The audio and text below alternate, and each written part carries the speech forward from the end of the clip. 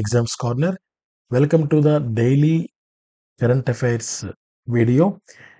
ఈ వీడియోలో ముఖ్యమైన కరెంట్ అఫైర్స్ ఏవైతే ఉంటాయో అవి నేను మీతో డిస్కస్ చేయబోతున్నాను. అందులో ఫస్ట్ది, Egypt discovers first pharaoh tomb in over 100 years. So pharaoh tomb ఇదొక విగ్రహం అనుకోవచ్చు. సో దాన్ని ఈజిప్ట్ అన్నది డిస్కవర్ చేసింది. సో ఇది మనకు అబ్జర్వ్ చేస్తే ఇది ఒక ఈజిప్టియన్ అండ్ బ్రిటిష్ మిషన్ అన్నమాట. ఇది ఒక జాయింట్ మిషన్ ఇది. సో ఇది దాదాపు లక్సార్ అనే ప్రాంతం దగ్గర ఇది వాళ్ళకు లభ్యమైంది. ఇది as it is the king Thutmose II గారి ఆనవాళ్ళు పోలి ఉందన్నమాట. 1922 నుంచి వాళ్ళు స్ట్రగుల్ చేస్తుంటే వాళ్ళు 1922లో ఇంతకు ముందు దీని యొక్క ఆనవాళ్ళు దొరికాయి. అండ్ ఇప్పుడు అగైన్ ఆనవాళ్ళు దొరుకుతున్నాయి అన్నమాట. అండ్ ఇది ఈజిప్ట్కి సంబంధించిన 18th డైనాసిటీలో లాస్ట్ కింగ్ సంబంధించిన టాంబ్ అన్నమాట ఇది. సో ఇది దీనికి సంబంధించిన news. Next, Arunachal Pradesh and Mizoram statehood day 20 ఫిబ్రవరి. అరుణాచల్ ప్రదేశ్ని మనము నార్త్ ఈస్ట్ ఫ్రాంటీర్ ఏజెన్సీ అని కూడా పిలుస్తాం. అండ్ ఈ అరుణాచల్ ప్రదేశ్ యూటీ అయింది 1972లో అండ్ స్టేట్గా మారింది February 20, 1987. సో దీనికి సంబంధించిన యాక్ట్ 53rd అమెండ్మెంట్ యాక్ట్ అనమాట. అండ్ మిజోరం విషయానికి వస్తే Lushai hills district of Assam అని పిలిచేవాళ్ళు మిజోరంని. సో ఈ మిజోరం 1972లో యూటీగా మారింది అండ్ స్టేట్గా మారింది 1987 February 20 అనమాట. Next question, Vivek Joshi charge as a election commissioner. So ఆయన ఫార్మర్ హర్యానా చీఫ్ సెక్రటరీ అనమాట. 1989 బ్యాచ్ IAS ఆఫీసర్. ఆయన 58 ఏళ్ల వయసు ఆయనకు. సో ఆయన ఈ పదవిలో కొనసాగబోతున్నారు 18 ఫిబ్రవరి 2031 వరకు. ఆయన యాజ్ పర్ ది లాస్ ఆయన ఈ పదవిలో కొనసాగబోతున్నారు. అండ్ ఈయన IIT రూర్కీ అల్యూమినస్ అనమాట. చాలా చాలా పెద్ద పెద్ద పదవుల్ని ఆయన ఇంతకుముందు వర్క్ చేశారు. రిజిస్ట్రార్ జనరల్ అండ్ సెన్సస్ కమిషనర్గా కూడా ఆయన పని చేశారనమాట. సో వివేక్ జోషి గారు ఎలక్షన్ కమిషనర్గా ఆయన ఛార్జ్ తీసుకున్నారు. సో నేను నిన్న ఎలక్షన్ కమిషన్కి సంబంధించిన ఒక ముఖ్యమైన వీడియోని నేను పోస్ట్ చేయడం జరిగింది. సో ఒకసారి మీరు చూడండి. చీఫ్ ఎలక్షన్ కమిషనర్కి సంబంధించిన వీడియో. అంటే ఒక జ్ఞానేష్ కుమార్ అనే వ్యక్తి ఈ చీఫ్ ఎలక్షన్ కమిషనర్గా అపాయింట్ కాబడ్డారు. ఇది మనకు కరెంట్ అఫైర్. కానీ దీని వెనకాల ముఖ్యమైన బిట్స్ ఎన్ని ఉన్నాయన్నది మీకు ఆ వీడియోలో అర్థమవుతుంది. So next current affair, Nutella inventor Francesco Rivella passes away. So ఆయన 14th ఫిబ్రవరి 2025 ఆయన చనిపోవడం జరిగింది. సో ఆయన అట్ ద ఏజ్ ఆఫ్ 97 ఆయన చనిపోవడం జరిగింది అనమాట. So Nutella inventor Francesco Rivella passes away.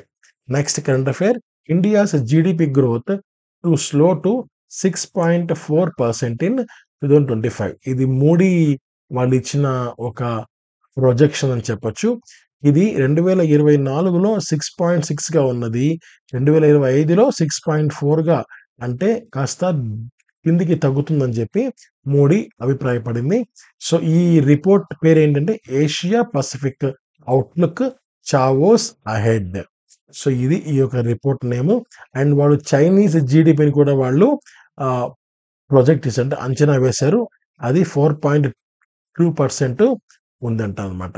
Next current affair, Gujarat government presents 3.70 trillion budget. So Gujarat government budget release చేసింది. అండ్ ఇది కనుభాయ్ దేశాయ్, సో ఆ రాష్ట్ర ఆర్థిక మంత్రి 2025-26కి సంబంధించిన బడ్జెట్ని రిలీజ్ చేయడం జరిగింది. సో దీంట్లో దాదాపు 148 కోట్ల పాటు ట్యాక్స్ రిలీఫ్స్ ఉంటాయంట. 50,000 కోట్లు 5 సంవత్సరాలకు సంబంధించి ఉంటాయన్నమాట. అయితే అంటే 5 ఏళ్ల ప్లాన్తో 50,000 కోట్లని వాళ్ళు రిలీజ్ చేశారు. సో ఫస్ట్ ఇయర్ సంబంధించి, ఈ సంవత్సరం సంబంధించి 5,000 కోట్లని వాళ్ళు వెచ్చించబోతున్నారు అనమాట. సో ఈ యొక్క బడ్జెట్లో కీలక అంశాలు ఏంటంటే గ్రోత్ హబ్స్ 6 ఏర్పాటు చేస్తారని, and 12 high speed corridors, 2 express ways and 1 greenfield airport. So, ఇవన్నీ కూడా ఈ యొక్క గుజరాత్ రిలీజ్ చేసిన బడ్జెట్‌లో చాలా కీలకమైన అంశాలనమాట. Next Shami becomes the fastest Indian bowler to reach 200 one day wickets. So, 200 one day వికెట్లు, వన్ డే ఇంటర్నేషనల్ వికెట్స్ చేసిన చాలా ఫాస్టెస్ట్ ఇండియన్ బౌలర్. అంటే మనకు ఈ వరల్డ్ ప్రకారంగా అబ్జర్వ్ చేయాలి.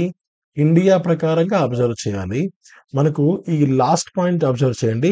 సెకండ్ ఫాస్టెస్ట్ ఓవరాల్ అంటే వరల్డ్ పరంగా నంబర్ 1 ఎవరు అంటే మిచెల్ స్టార్క్. నంబర్ 2 ఎవరు అంటే షమి.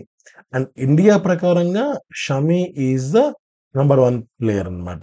సో, అలా ఐసీసీ ఛాంపియన్స్ ట్రోఫీ బంగ్లాదేశ్‌లో మ్యాచ్ జరిగింది కదా! సో, దాంట్లో భాగంగా ఆయన ఈ ఫీట్‌ని సాధించారు. మొత్తం కలిపి ఆయన 5 వికెట్స్‌ని ఆయన తీసుకున్నారు ఆ మ్యాచ్‌లో. సో, మొత్తంగా ఆయన ఈ ఫీట్‌ని అందుకున్నారు. 5 వికెట్స్ తీసుకోవడంతో. సో, అంటే 200 వికెట్లు తీసుకున్న లిస్ట్‌లో ఫాస్టెస్ట్ అంటే ఎక్కువ వికెట్స్ 200 వికెట్స్ తక్కువ మ్యాచ్‌లు ఎవరైతే ఆడతారో వాళ్ళు ఫస్ట్ ప్లేస్‌లో ఉంటారనమాట. సో, ప్రీవియస్ రికార్డ్ 133 మ్యాచెస్‌లో ఈ అజిత్ అగార్కర్ ఈయన బౌలర్ కదా! ఈయన 200 వికెట్స్‌ని ఆయన సాధించారు. ఇది ఇంతవరకు ఇదే చాలా ఫాస్టెస్ట్‌గా ఉండింది. బట్ షమి 104 మ్యాచుల్లోనే 200 వికెట్స్ అన్నది ఆయన అచీవ్ చేయడం జరిగింది. అండ్ మొత్తం మీద చూస్తే మిచెల్ స్టార్క్ ఆస్ట్రేలియన్ ప్లేయర్ ఈయన 102 మ్యాచెస్‌లోనే ఈ ఫీట్‌ని సాధించడం జరిగింది. Next current affair Rohit Sharma reaches 11,000 one day runs. So, ఈయన మొత్తం మీద he is the second fastest player అన్నమాట.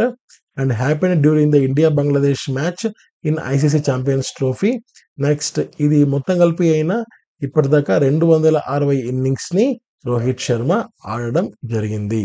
సో, మనకు ఇక్కడ ఒక విషయం అబ్జర్వ్ చేయండి. ఒక ప్లేయర్‌కి సంబంధించి ఇన్నింగ్స్ వేరే ఉంటాయి. మ్యాచెస్ వేరే ఉంటాయి. అర్థమవుతుందా? సో, ఫర్ ఎగ్జాంపుల్ ఒక వ్యక్తి 5 మ్యాచ్‌లు ఆడాడని అనుకుందాం. 5 మ్యాచ్‌ల్లో కేవలం 4 మ్యాచ్‌ల్లోనే అతనికి అతనికి బ్యాటింగ్ వచ్చింది అనుకుందాం. అంటే మరొక మ్యాచ్‌లో సంథింగ్ ఇంజ్యూరీ వల్లనో లేదా మిగిలిన కాస్త తక్కువ స్కోర్ ఉంటే మిగిలిన వాళ్ళు స్కోర్ చేసేయడం వల్లనో ఈ వ్యక్తికి బ్యాటింగ్ రాలేదు అనుకుందాం. అలాంటప్పుడు 4 మ్యాచెస్‌లో మాత్రమే అతను క్రికెట్ ఆడాడు. అంటే బ్యాటింగ్ ఆడాడు. ఒక మ్యాచ్‌లో బ్యాటింగ్ ఆడలేదు. అలాంటప్పుడు ఇన్నింగ్స్‌లో కేవలం 4 అనే పడుతుంది. 5 పడదనమాట. అంటే మ్యాచ్‌లు 5 ఆడినప్పటికీ ఇన్నింగ్స్ బ్యాటింగ్ మాత్రం కేవలం 4 మ్యాచెస్‌లోనే ఆడడం వల్ల ఇన్నింగ్స్ 4 అని పడుతుందనమాట. సో, అలా మొత్తం కలిపి 260 ఇన్నింగ్స్‌ని రోహిత్ శర్మ ఆడడం జరిగింది. అండ్ ఈ లిస్ట్‌లో కోహ్లీ నంబర్ 1లో ఉన్నాడు. ఆయన 222 ఇన్నింగ్స్‌లోనే ఈ యొక్క ఫీట్‌ని సాధించారనమాట. సో, మొత్తం కలిపి ఈయన 10వ క్రికెటర్, 4థ్ from India. Next current affair India elected as a vice president of IALA. First IALA అంటే ఏంటి? International organisation of aids to marine navigation.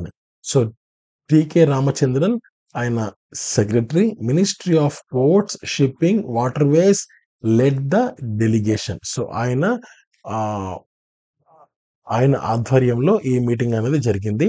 And next ఈ యొక్క కరెంట్ అఫైర్‌కి కంటిన్యూషన్ ఏంటి అంటే ఇండియా ఐఏఎల్ఏ కౌన్సిల్ మీటింగ్‌ని డిసెంబర్ 2025 ఐఏఎల్ఏ కాన్ఫరెన్స్‌ని జనరల్ అసెంబ్లీని 2027 సెప్టెంబర్‌లో ముంబైలో నిర్వహించబోతున్నారనమాట. సో, ఇవి ఈ రోజుకి సంబంధించిన ముఖ్యమైన కరెంట్ అఫైర్స్. అండ్ రేపటి వీడియోలో మరికొన్ని ముఖ్యమైన కరెంట్ అఫైర్స్‌ని నేను మీకు అందించే ప్రయత్నం చేస్తాను. Thank you. జై హింద్.